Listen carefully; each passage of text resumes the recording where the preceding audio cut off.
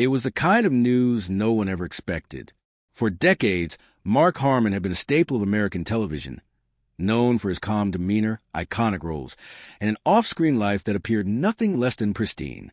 But on that day, as cameras flashed and voices murmured in disbelief, the image of the man we thought we knew began to crumble. Mark Harmon sentenced.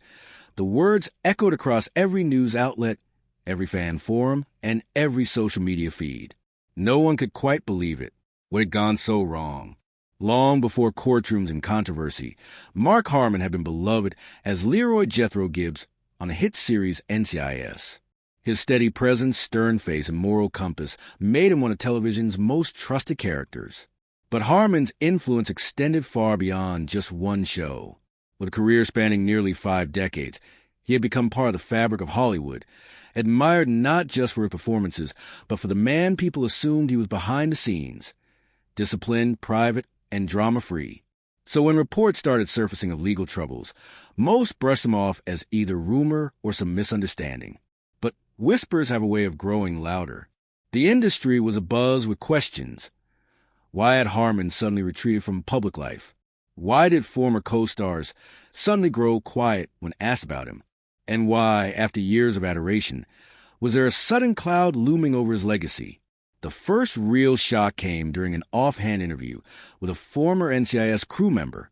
It wasn't even a planned discussion, but a comment slipped out, a suggestion that not everything on set had been as professional as it seemed. At first, the internet speculated it was about general behind-the-scenes tension. After all, long-running shows often face internal friction. But then came the documents, quietly unsealed court files showing the beginning of a very different story, one filled with lawsuits, hidden settlements, and alleged misconduct spanning years. The headlines began to change tone. Mark Harmon, under investigation, was the first major one. People wanted answers. The once private actor suddenly found himself at the center of media attention in a way he had never experienced before. Not for a role, not for a red carpet appearance, but for something far darker. Legal analysts began weighing in. Fans divided themselves between disbelief and disappointment. And the truth, as it turned out, was far more complicated than anyone had imagined. According to court records, the charges against Harmon weren't singular. They were cumulative, spanning financial mismanagement, contractual violations, and even allegations tied to on-set behavior that, if proven true, would tarnish not just his reputation, but the legacy of the shows he had worked on. What seemed at first like career rumors were now part of a growing legal case, one that had enough traction to move forward publicly. The prosecution's argument was built carefully, presenting years of documentation, witness statements, and confidential records. One of the most damaging pieces of evidence came from a former executive producer who alleged that Harmon had knowingly used his influence to suppress internal complaints and shift blame to junior staff. That testimony sent shockwaves through the courtroom and through the entertainment world. As the trial proceeded, Harmon remained composed, appearing in court in a simple black suit, flanked by a small legal team. He offered no dramatic displays, no long statements. Just silence. It was that silence that bothered people most. Fans wanted explanations. The industry wanted accountability. And yet Harmon stuck to the quiet discipline that had once earned him admiration, but now only deepened the mystery. Day by day, the courtroom filled with more reporters. The gallery was packed not just with journalists, but with former co-workers, producers, and even distant relatives. Everyone wanted to witness what was being called the fall of an icon. The prosecution laid out its case meticulously, but the defense tried to counter every claim with questions of context, of reliability, of motive. They argued that Harmon had become a scapegoat, that decades in the public eye had made him an easy target for resentment, exaggeration, and revenge. But the evidence was hard to ignore.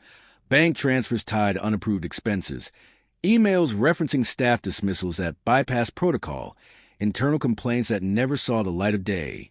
A pattern was beginning to form, one that suggested control, concealment, and perhaps even coercion. The media frenzy intensified when Polly Parrott, Harmon's former co-star, was called to testify.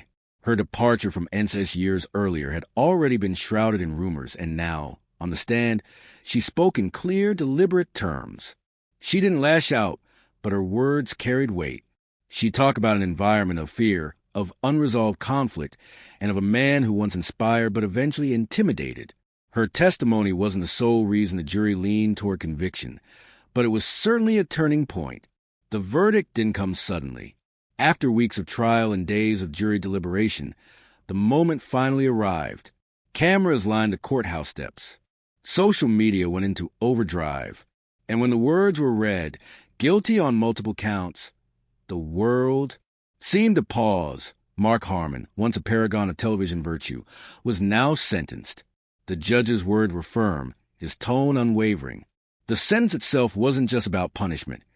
It was about making a statement that no amount of fame or legacy could place someone above accountability. Harmon was sentenced to 5 years, with eligibility for parole after 3. But the legal consequences were only part of the story, because what followed was a wave of fallout that would reshape everything around him. His shows, his fan base, his professional connections, and even how we remember the roles he once played.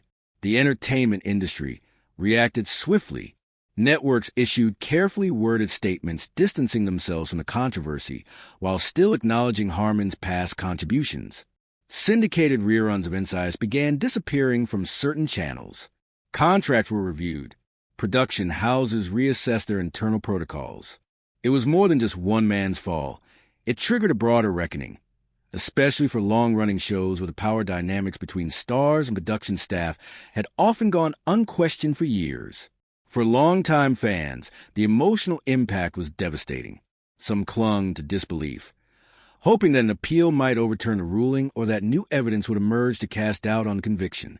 Others felt betrayed, wondering how they had spent years admiring someone who, behind closed doors, may have allowed darker behaviors to flourish. Fan forums that once overflowed with trivia and admiration now buzzed with arguments, theories, and grief. And quietly, across the internet, tribute videos began disappearing. Blogs were archived. The digital footprint of Mark Harmon slowly began to fade. But the most powerful response came not from the networks or the courts, but from those who would work alongside him, many of whom were now speaking publicly for the first time. Directors, assistant producers, costume designers, stunt coordinators, people whose names had rarely been known beyond the end credits. Their testimonies painted a nuanced portrait of Harmon, not as a villain, but as a man who had once inspired loyalty, only to grow distant, rigid, and ultimately dismissive of voices that dare question him. Some describe a man trapped by his own image. After years of playing characters with unshakable moral codes, Harmon had perhaps internalized a belief that he could do no wrong. Others noted how the pressures of fame and creative control seemed to harden him over time. According to them, the Mark Harmon of the early 2000s was very different from the one who stood on set a decade later. Less approachable, more demanding, and increasingly insulated from criticism. Meanwhile, inside the prison walls where Harmon began serving a sentence, there were no special privileges. The world outside might have known him as a Hollywood legend, but inside, he was just another inmate. His first days were reportedly quiet. No visitors, no media interviews. He declined all press inquiries and issued no public apology. Perhaps he was waiting for the appeals process, or perhaps he had accepted the reality he now faced. Speculation about a tell-all memoir began swirling almost immediately. Publishers were rumored to be offering lucrative deals. Some claimed Harmon was already jotting down his thoughts, not as a defense, but as an account of how a career that once sparkled had unraveled so publicly. Still, no official word came from his team. No book, no statement. Just silence. In Hollywood, time moves quickly. New stars emerge. New scandals dominate the headlines. But some stories linger, etched into the cultural memory by their sheer contrast. How someone so beloved could fall so far. Mark Harmon's story became a cautionary tale, one that producers and actors alike cited when discussing the need for transparency, accountability, and ethical leadership behind the scenes. And yet, for every person who turned their back on Harmon's legacy, there were those who continued to defend him. Former castmates who remembered moments of mentorship, fans who felt the legal system had overreached, even fellow actors who, though silent during the trial, later hinted in interviews that the full truth may never be known. These voices weren't loud, but they persisted, reminding the world that stories are rarely black and white. What made the entire saga even more complex was Harmon's refusal to fight back in the media. No interviews, no rebuttals, no dramatic outbursts. Just a man who, after decades of commanding the spotlight, now chose to retreat into the shadows. Whether it was out of guilt, strategy, or exhaustion, no one could say for sure. But the absence of his voice left a void, one that people rushed to fill with opinions, assumptions, and conjecture. As months passed, the entertainment world slowly adjusted. New actors stepped into lead. Roles once thought inseparable from Harmon's legacy, NCIS, continued in some international markets with disclaimers. Spin-offs emerged with entirely fresh casts.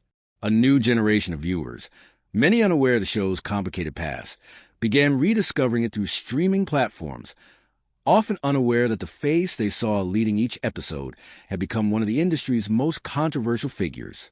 For the people who worked with Harmon, the sentence offered a strange kind of closure. Some felt justice had finally been served.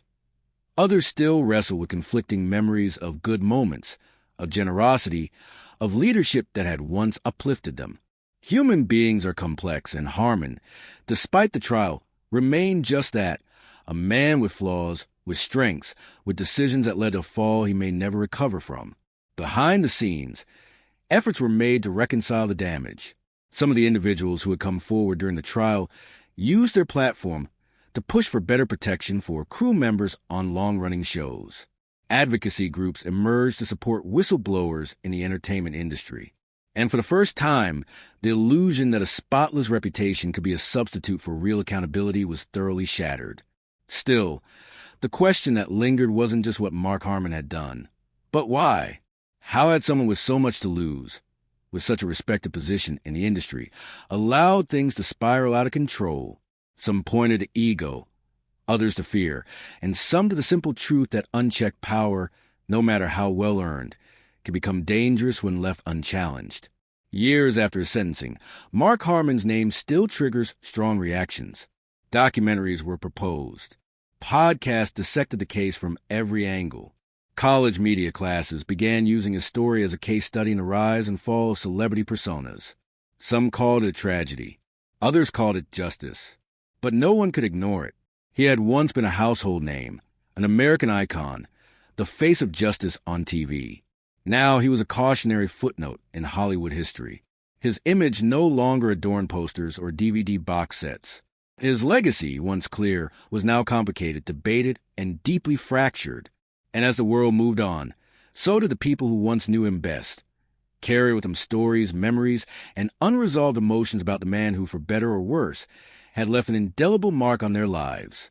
Years passed, and the media cycle shifted to newer stars, fresher controversies, and modern cultural battles. Yet like a ghost, Mark Harmon's story would reemerge now and then, on anniversaries of sentencing, during retrospectives of NCIS, or when someone involved in the original show gave a cryptic quote or made an emotional reflection. Each resurgence reopened old debates, reigniting arguments about guilt, redemption, and the limits of personal legacy. Inside the prison where Harmon served his sentence, his life remained quiet. Those who worked at the facility described him as reserved, polite, even distant. He kept mostly to himself, reading, sometimes writing, occasionally participating in counseling programs. His celebrity status, though acknowledged, didn't shield him from the daily routines and responsibilities of incarceration. If anything, it made his isolation more complete.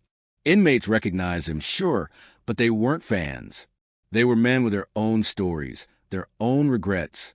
To them, Harmon wasn't Gibbs. He was just another man doing time. His legal team filed for parole at the earliest opportunity, and in a move that stunned some and satisfied others, the board granted it. Harmon was released after serving just over 3 years under strict conditions. There was no press conference, no interviews, no eager crowd awaiting his freedom. He exited quietly through the back of the facility, face hidden by sunglasses and a plain cap, vanishing into a world that had long since moved on. Post-release, he didn't return to Los Angeles or make any attempt at a public comeback. Instead, He was spotted briefly in a small coastal town far from Hollywood, living in a modest home near the sea. Neighbors described him as quiet, rarely seen, and always alone. The man who once stood beneath the bright lights of sound stages now watched sunsets from a porch no one photographed. For the first time in decades, he was anonymous, and maybe that's what he wanted all along. Occasionally, tabloids would publish grainy photos with headlines like, "Mark Harmon, where is he now?" But these stories faded fast. There was no scandal to chase anymore, no dramatic turn of events to report. His story had ended not with a bang, but with silence, leaving the world to speculate on what he thought, how he felt, and whether he ever regretted it all. In Hollywood, forgiveness is a strange currency. Some stars bounce back after public disgrace, repackaging themselves for a second act. Others disappear entirely, remembered only through the lens of scandal that defined their fall. Harmon belonged to the latter. He never tried to revive his career, never sat for a tell-all, never appeared at industry events, or spoke about the trial in an era driven by confession and apology tours. His silence was both unsettling and oddly consistent. He had always been a private man. Even in disgrace, he stayed true to that. The legacy of NCIS was forever altered. While the show continued in some iterations, reboots and spin-offs distanced themselves from the original storylines, avoiding any mention of Gibbs or Harmon. Fans who rewatched the early seasons did so with a strange mix of nostalgia and discomfort, reminded at every scene of what had once been and what had come after. Younger fans who discovered the series years later often did so without knowledge of the controversy. For them, Gibbs was just a character, a fictional figure from a bygone era of network television. But for those who lived the rise and fall, each episode felt like a time capsule, a reminder of how quickly admiration could turn into reckoning. What remained in the end was the silence, the unanswered questions, the absence of closure. Harmon never defended himself publicly, never apologized, never tried to reshape the narrative. Whether this was due to guilt, shame, or simply exhaustion, no one knows. His silence became the final chapter, an unfinished, ambiguous ending to a story that had captivated millions. And maybe that's the part that still stings, not just the crimes or conviction, but the fact that a man so deeply admired for his sense of justice, integrity, and leadership had left without saying goodbye. No final words, no attempt to heal the wounds, just silence, as if his exit had been scripted by someone else entirely. In that silence, the world was left to wrestle with its own contradictions. How someone could be both inspiring and disappointing, a symbol of justice on screen and a subject of judgment off it. The fall of Mark Harmon wasn't just about one man's missteps. It was a mirror held up to an industry and a society that often confuses image with identity, fiction with truth. And so, as the years stretch on, the memory of Mark Harmon fades, not in a blaze of headlines or dramatic interviews, but in the quiet realization that even the brightest stars can dim without warning. The man who once commanded a nation's attention now lives in obscurity, a living reminder that fame is fragile, trust is priceless, and legacies are never truly secure. Goodbye, Mark Harmon. Not the character, not the icon, the man, the one we thought we knew, the one who said nothing as the curtain fell. Goodbye forever.